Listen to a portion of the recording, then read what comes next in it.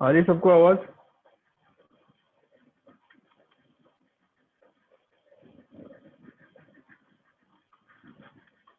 चलो देखो क्या देख लेते हैं हम, एंटीजन देख लेते हैं।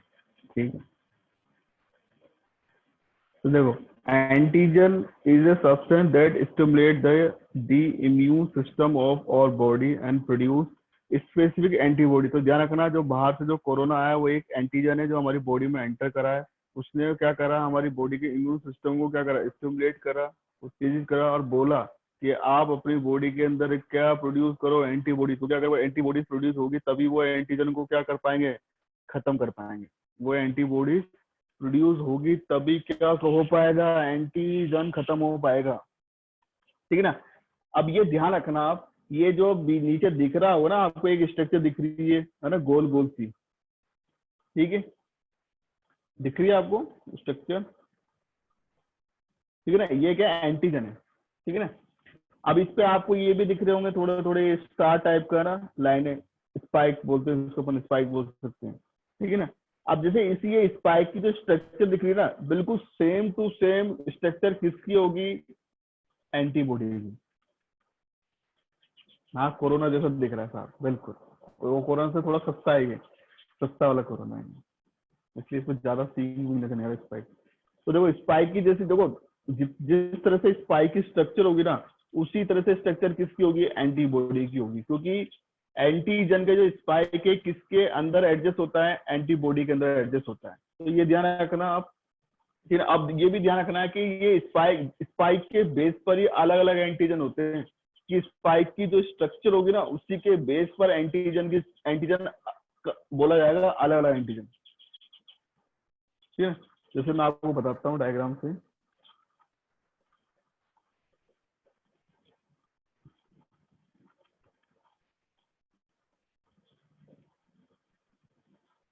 देखो देखो इस स्पाइक, जो स्पाइक, इसको क्या बोला है इन्होंने, एपिटॉप। क्या बोला है, एपिटॉप। अब देखो इस एंटीजन की स्ट्रक्चर ऐसे है ना, तो देखो इसे दूसरा वाला ये जो स्ट्रक्चर है, ये वाला स्ट्रक्चर किसका है, एंटीबॉडी का। किसका है, एंटीबॉडी का। ठीक है, अब देखो एंटीबॉडी का अगर आप एक के अंदर स्ट्रक्चर देखोगे ना, तो अंदर से जो एम्प्टी स्पेस है, होलो स्पेस है, होलो है, वो देखो आप बिल्कुल सेम किसकी तरह दिख रहा है, जो एंटीजन का स्ट्रक्चर है, दिख रहा है आपको।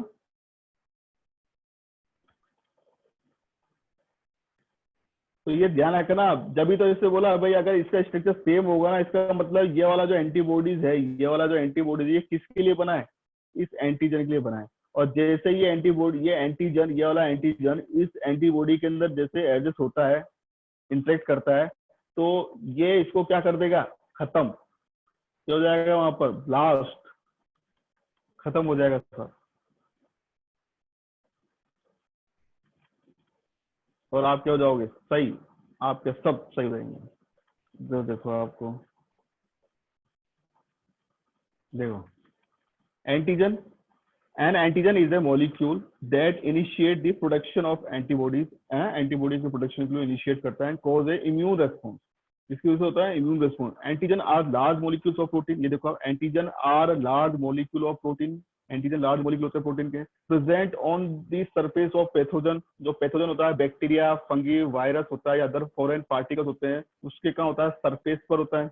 when these harmful agents enter the body, it induce an immune response। immune response को क्या करेगा, induce करेगा and response in the body for the production of antibodies। जैसे ये foreign atom या particles होता है, बैक्टीरिया, फंगी, वायरस, ये हमारी बॉडी में जैसे एंटर करेगा, तो एंटर करने से क्या होगा, ये हमारी बॉडी के जो इम्यून रेस्पॉन्सेस को इंड्यूस करेगा। किस लिए इंड्यूस करेगा, वो एंटीबॉडीज के प्रोडक्शन के लिए, एंटीबॉडीज के प्रोडक्शन के लिए। तो ये ध्यान रखना आपको, मेरे हिसाब से लैंग्वेज समझ में आ रही होगी, व्हाट इज एंटीजन,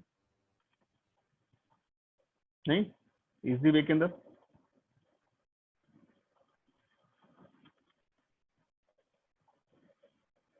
आगे बढ़ते हैं। देखो आपको स्ट्रक्चर नजर आ रही है आपको, देखो आप देखो इसमें एंटीजन की देखो कैसे स्ट्रक्चर दे रखी है, नहीं,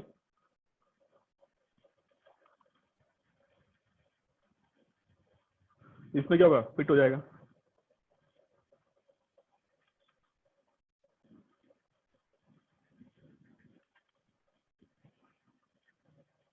अब देखो, अब देखते हैं प्रॉपर्टीज ऑफ एंटीजन। देखो, the antigen should be foreign substance, देखो बोला हुआ इन्होंने, दी एंटीजन शुड बी। अब देखो ये ध्यान रखना, आप अपनी बॉडी के अंदर पहले से जो एंटीजन होते हैं ना, उनके खिलाफ एंटीबॉडी क्रिएट नहीं होती है ना, ये फॉरेन एटम के खिलाफ क्रिएट होती है अपोजिट में। The antigen should be foreign substance to induce immune response, ये प्रॉपर्टीज बता रहा है, ये properties of antigen. The antigen should be a foreign substance, जो क्या करेगा, to induce and immune response immune response को क्या इंड्यूस करेगा। The antigen have a molecular mass, इन्होंने मॉलिक्यूलर मास से बता रखा है 14,000 से कितना है ये, इकाई 10 सैकड़ा हजार लाख 6 लाख डाल्टन। डीए मतलब डाल्टन्स होता है ना, कल आकृति ने बताया था।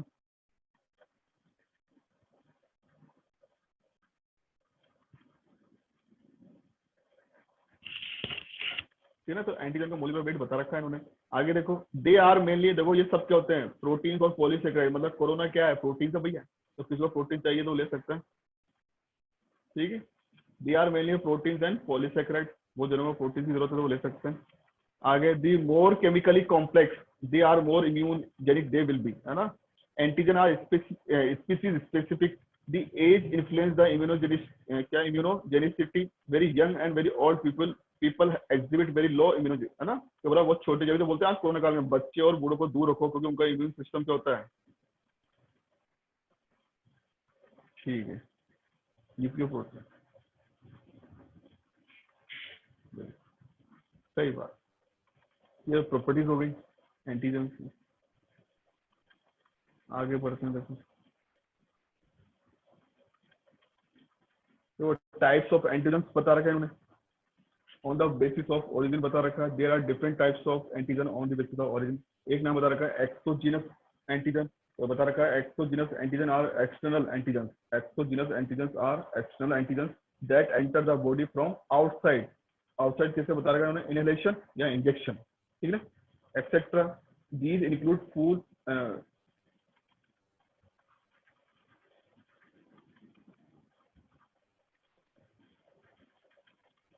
पोलन,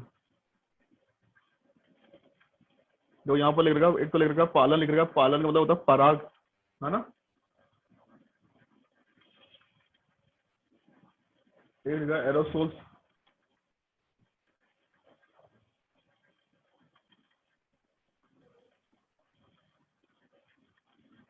एरोसोल्स का मतलब क्या होता है, क्या होता है एरोसोल,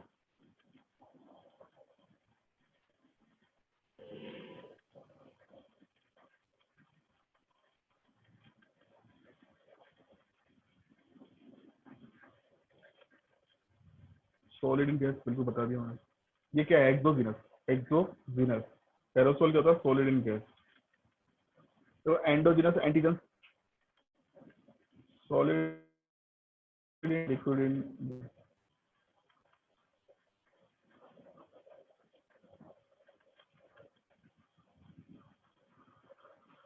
लिक, जैसे दोनों होते हैं सॉलिड और लिक्विड इन, है ना, गैस, एरोसोल का, दोनों सकते हैं। देखो आगे, endogenous antigen, endogenous antigen are generated inside the body, देखो आप क्या बोल रहे हैं, endogenous antigen are generated inside the body due to viral bacteria infection या सेलुलर मेटाबॉलिज्म। ये एंडोजिनस एंटीजन होता है जो इनसाइड ही होता है, जनरेट होता है। नेक्स्ट है auto antigen, auto antigen are self protein, बिल्कुल। जो एरोसोल होते हैं दोनों होते हैं ना, सॉलिड या liquid particles in gas, cloud होता है ये, क्लाउड ऑफ सॉलिड और liquid particles in gas, aerosol. Auto antigen are the self protein, देखो auto antigen are self protein या nucleic acid that due to some genetic or environmental alternation get attacked by their own immune system causing autoimmune disease। मेरे हिसाब से भाई आपको याद रहेगा ये सब,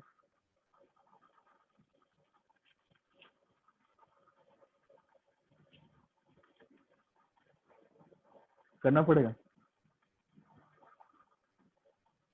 अरे on the basis of immune response, दो तरह के बताएं, इम्यूनोजन और हेप्टेन। आप देखो, ये देखो, ये सबसे इंपॉर्टेंट है और ये बहुत बेसिक क्वेश्चन पूछा भी जाता है। Heptane, on the basis of immune response antigen can be classified. Immune response की बेसिस पे दो तरह से, immunogen, these may be, immunogen क्या है, दीज मे बी प्रोटीन्स या polysaccharides and can generated N immune response on their on. और heptane, अब ये जो इम्यूनोजन है ना, ये तो प्रोटीन वाला पार्ट है। अब देखिए हेप्टेन क्या बोल रहा है, these are non protein foreign substance that, अब देखो नॉन प्रोटीन क्या बोला है, ये एंटीबॉडीज को these are known protein foreign substance that required a carrier molecule to induce an immune response, मतलब अलग से जरूरत पड़ती है इसको, समझ ना आप, इसको अलग से जरूरत पड़ेगी इम्यून रिस्पॉन्स करने के लिए।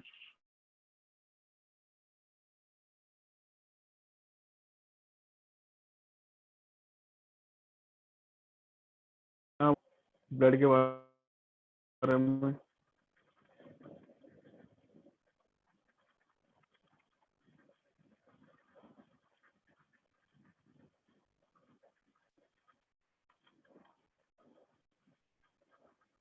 सूरज हो जाएगा ना भाई, सेमिनार देना, सब लिख भी देंगे अगर ब्लड के बारे में पूछते हैं तो।